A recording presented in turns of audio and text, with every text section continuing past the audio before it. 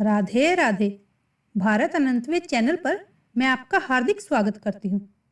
हमारे चैनल पे हमारे साथ बने रहने का आप सबका बहुत बहुत धन्यवाद। और जो लोग आज हमारे साथ नए जुड़े हैं, मैं उनका भी स्वागत करती हूँ। आशा है आपको हमारी वीडियो पसंद आएगी और आप हमारे चैनल भारत अनंतवेद को जरूर सब्सक्राइब करेंगे। तो चलिए बढ़ते हैं आज की वीडियो की तरफ। आज हम वैशाख मास के दौरान अन्न जल दान की महत्वता को एक पिशाच की कहानी के माध्यम से समझेंगे। नारद जी ने कहा, मिथिलापुरी के धर्मनिष्ठ राजा सुतवज ने राजा हेमांग के अद्भुत चरित्र को सुना और ब्राह्मण जी से प्रार्थना की कि हे महात्मा, मैंने इस अद्भुत और आश्चर्यजनक चरित्र को सुना है, जिसके धर्म के प्रभाव से इवाक वंश के राजा हेमा को मोक्ष प्राप्त हुआ। कृपया इस धर्म को विस्तार से बताएं। राजा के प्रश्न सुनकर महात्मा सूतदेव जी कहने लगे, आप धन्य हैं, और राजा की प्रशंसा करते हुए बोले कि हे राजन, मैं आपके समक्ष शुभ भागवत धर्म का वर्णन करता हूँ। इन्हें जान लेने से जीव सांसारिक बंधनों से मुक्त हो जाता है। वैशाख मास में जलदान, प्याऊ लगाना, मार्ग में छाया प्रदान करना, कुएं, तालाब, बावड़ी, बगीचे, धर्मशाला का निर्माण, सूर्योदय से पहले स्नान, भगवान मधुसूदन का सुगंधित पुष्पों से पूजन, कथा श्रवण, थके हुए यात्रियों की सेवा, गोरस और गुड़ का शरबत पिलाना, जूते, खड़ाऊ, छतरी, पंखा, तेल, शहद, कपूर, कस्तूरी और चंदन जैसी सुगंधित वस्तुएं, सैया, खाट, फल, दही आदि का दान, गायों को घास डालना, अन्नदान आदि करना और शरीर पर तेल ना लगाना और पर भोजन ना करना, ये सब श्रेष्ठ माना गया है। स्त्रियों को माधव भगवान का पूजन फूलों से करना चाहिए।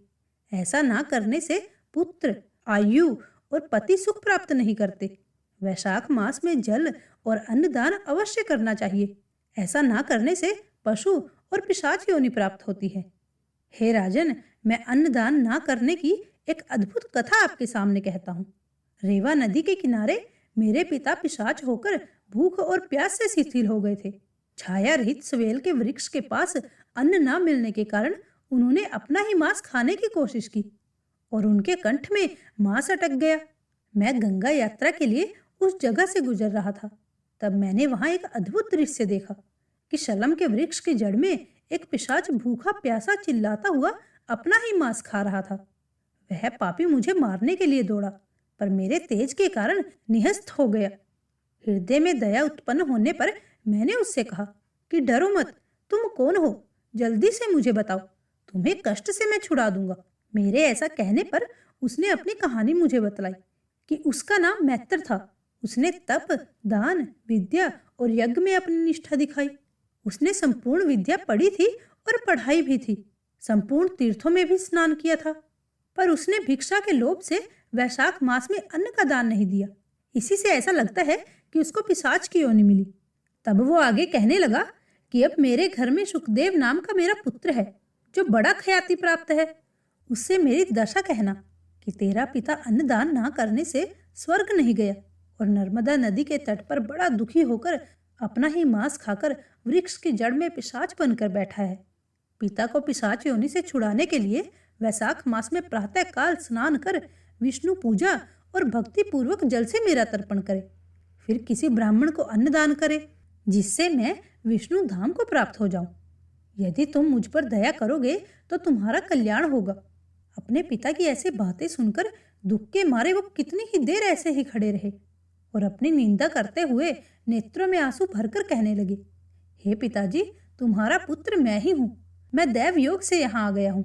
अब आपके बताए अनुसार यात्रा करके शीघ्र घर जाकर मेष की संक्रांति में विष्णु भगवान के निमित्त अन्न अर्पण करूंगा। पिता की आज्ञा अनुसार मैंने तीर्थ यात्रा करके घर आकर वैशाख के महीने में अन्नदान किया। तब मेरे पिता पिशाच योनि से मुक्त होकर विमान पर चढ़कर मुझे आशीर्वाद देते हुए विष्णु लोक को गए, जहाँ से कोई लौट कर नहीं आता। इसीलिए अन्नदान को सभी शास्त्रों में बड़ा धर्म कहा गया है। हे राजन, ये सब धर्मों का सार है जो मैंने तुमसे कह दिया है। अब और किस बात को सुनने की तुम्हारी इच्छा है, सो पूछो, मैं तुमसे सत्य ही कहूंगा। इसके बाद मिथिलापुरी के राजा सतध्वज ने कहा, हे ब्राह्मण, अन्नदान न करने से इवाक वंशधर राजा का 3 जन्म चातक होना और मेरे घर में गृहगत बनना ठीक ही हुआ, क्योंकि साधु महात्माओं की सेवा ना करने से गिद्ध की योनि पाई जाती है। परंतु आपने जो ये कहा था कि उसे 7 जन्म तक कुत्ते की योनि मिली थी, ये बात मुझे बड़ी अनुचित लग रही है। उसे बिना कारण ही कुत्ते की योनि क्यों मिली थी? हे विप्र, मैं आपका प्रिय शिष्य हूँ, आप मेरे इस संशय को दूर कीजिए। राजा के प्रश्नों को सुनकर महायशस्वी सूत जी धन्य धन्य कहते हुए कहने लगे, हे राजन, पाप रहित जो तुमने पूछा है मैं उसका समाधान कहता हूँ। यही बात एक समय कैलाश के शिखर पर शिवजी ने पार्वती जी से कही थी। सभी प्राणियों की रचना करके उनके लिए अमूक और ऐहिक 2 प्रकार की स्थितियां बनाई गई। अमूक यानी दूसरे लोकों का निवासी और ऐहिक यानी अस्थाई या फिर लौकिक। जल सेवा, अन्न सेवा और औषधि सेवा, ये तीनों ऐहिक हैं, यानी इसी लोक की स्थिति के लिए हैं और इसी लोक में आपको फल मिल जाएगा। साधु सेवा, विष्णु सेवा और धर्म सेवा, ये तीनों परलोक की स्थिति के लिए हैं। इसी से हमारा परलोक बनता है। इन सब का करना तत्काल धन संपत्ति देता है और अप्रिय बातें कहना दुख का हेतु होता है। यहाँ पर मैं एक पुराना इतिहास कहता हूँ जो ऐसा पाप नाशक और अद्भुत है जिसके सुनने से ही मन में रोमांच हो जाता है। एक बार दक्ष प्रजापति दीक्षा के लिए कैलाश पर्वत पर महादेव जी को आमंत्रित करने गए। उन्हें देखकर भी महादेव जी ने उनकी भलाई क्या सोचते हुए उनका सम्मान नहीं किया, क्योंकि उन्होंने सोचा कि वे सभी देवताओं के गुरु हैं और एक स्वामी को सेवक के आने पर उठना नहीं चाहिए। जो स्वामी अपने सेवकों के लिए उठता है उनकी आयु, धन और यश नष्ट हो जाता है। इसीलिए महादेव जी ने उठना उचित नहीं समझा। इससे दक्ष प्रजापति को बहुत क्रोध आया और उन्होंने महादेव जी की निंदा करना शुरू कर दिया। वे बोले कि महादेव जी अहंकारी हैं, जिनका धन केवल एक बूढ़ा बैल है। वे कपाल की हड्डियां धारण करते हैं और शमशान में उनका घर है। सर्प उनके आभूषण हैं और उनके साथ भूत प्रेत रहते हैं। दक्ष ने अपनी पुत्री सती का विवाह महादेव जी के साथ कर दिया था, लेकिन अब वे इसे सहन नहीं कर पा रहे थे। इसीलिए उन्होंने सती और शंकर जी को यज्ञ में निमंत्रण नहीं दिया और वहां से ऐसे ही चले गए। यज्ञ स्थल पर जाकर दक्ष ने संतों और मुनियों के साथ यज्ञ करना शुरू कर दिया और वहां भी वे महादेव जी की निंदा ही करते रहे। इसी बीच सती की इच्छा अपने परिवार से मिलने और उत्सव देखने की हुई। महादेव जी ने उन्हें बड़ा समझाया कि वे अपने पिता के घर ना जाए, क्योंकि वहां उनका कल्याण नहीं है। लेकिन सती नहीं मानी और अकेले ही वहां चली गई। वहां पहुंचकर उन्होंने देखा कि उनके पिता और सभा के लोग उन्हें देखकर भी नहीं बोले। जब दक्ष ने रुद्र के लिए आहुति नहीं दी तो सती ने अपमानित होकर शरीर त्यागने का निर्णय लिया और होम की अग्नि में कूद पड़ी।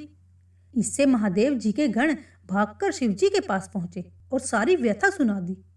शिवजी ने सुनकर क्रोध में अपनी एक जटा उखाड़कर पृथ्वी पर दे मारी, जिससे वीरभद्र का जन्म हुआ। उन्होंने वीरभद्र से कहा कि वे दक्ष का नाश कर दें, क्योंकि उसी के कारण सती को शरीर त्यागना पड़ा है। महादेव की आज्ञा पाकर वीरभद्र सारे गणों के साथ यज्ञशाला में पहुंच गए। वहां उन्होंने देवता, असुर, मनुष्य सहित सभी महान योद्धाओं को पराजित कर दिया। उनके दांत निकाल दिए और दुष्ट भृंगु की दाढ़ी और मूछें भी उखाड़ दी। जिस किसी ने भी अपने जिस अंग को भी हिलाया, वीरभद्र ने उसी अंग को उखाड़ दिया। भृगु के मंत्रों की शक्ति से दक्ष के सिर की रक्षा हो रही थी, इसीलिए बहुत प्रयास करने पर भी उसका सिर नहीं कटा। तब रुद्र ने खुद आकर दुष्ट दक्ष का सिर काट दिया और उसे अलग फेंक दिया। यज्ञ में आए सभी का संहार करके वे अपने गणों के साथ कैलाश लौट गए। जो बच गए थे वे ब्रह्मा की शरण में गए। ब्रह्मा उन्हें लेकर कैलाश पहुंचे और महादेव का क्रोध शांत किया। उन्होंने सभी को यज्ञशाला में ले जाकर मृतकों को जीवन दान दिलवाया। सदाशिव ने दक्ष के धड़ पर एक बकरे का सिर लगा दिया, जिससे उनकी प्रसन्नता के लिए बम बम किया गया। यही कारण है कि आज भी हम महादेव को बम बम भोले के नाम से जानते हैं। बकरे की दाढ़ी को भृगु के मुख पर लगा दिया गया और पूषा के अंगों को जोड़कर सभी के सिर ठीक कर दिए गए। इस तरह सभी का कल्याण हुआ और दक्ष का यज्ञ पूरा हो जाने के बाद सभी देवता अपने अपने स्थानों पर चले गए। शिवजी ने ब्रह्मचर्या का व्रत लेकर गंगा तट पर पुंडरीक वृक्ष के नीचे तपस्या की। वैशाख महात्म अध्याय समाप्त। कल के अध्याय में बताया गया है कि कुछ दान का फल हमें इसी जीवन में मिल जाता है और कुछ का हिसाब परलोक में होता है। हमें साधु संतों की सेवा करनी चाहिए और अन्न दान तथा जल दान भी करना चाहिए। मनुष्य का जीवन बड़ा दुर्लभ है, इसलिए अगर हमें ये जीवन मिला है तो प्रभु की कृपा और भक्ति में हमें इस जीवन को बिताना चाहिए। हमें इन कथाओं को सुनकर अधिक से अधिक लाभ उठाना चाहिए और श्रेष्ठ कर्म करने चाहिए। जीवन में हम कितने ही सही और कितने ही गलत क्यों ना हो, ये सिर्फ हमारा ईश्वर और हमारी अंतरात्मा ही जानते हैं। कलयुग और माया के प्रभाव के कारण हम इनकी आवाज कम से कम ही सुन पाते हैं। इसीलिए हमें हमेशा प्रभु की शरण में रहना चाहिए ताकि इस कलयुग में हमारा कल्याण हो सके। आपसे निवेदन है कि इन वीडियो को अधिक से अधिक शेयर करें और वैशाख मास के प्रभाव को सबको बताएं। इससे हमारे शास्त्रों का प्रचार होगा और हमारे धर्म की ख्याति हर जगह पे पहुंच पाएगी। इसके साथ ही हर किसी को हमारे धर्म की सही और अधिक जानकारी प्राप्त होगी। ये भी एक प्रकार की सेवा ही है। हरे कृष्ण कृष्ण कृष्ण हरे हरे, हरे राम राम राम हरे हरे।